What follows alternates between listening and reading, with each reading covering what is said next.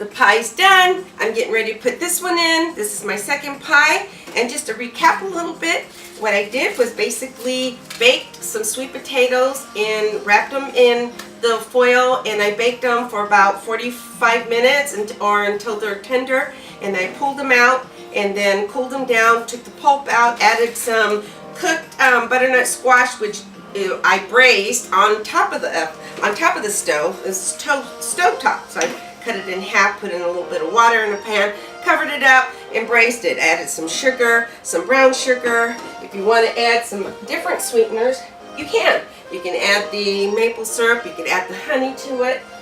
Also, I added some spices. I added the pumpkin spice, I added the cinnamon, vanilla, nutmeg. I love nutmeg. A zest of 1 orange, juice of 1 orange, a couple pinches of salt, some eggs, and some infused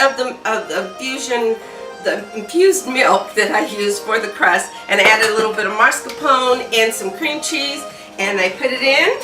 That's the pie filling, and I just went ahead and put my little pieces of foil around there, put it at 375 degrees in the oven, and wait for it to do its magic. So there you have it. You have your sweet potato pie. This is delicious. I'm so glad I shared this recipe with you because I've been wanting to share this recipe with you.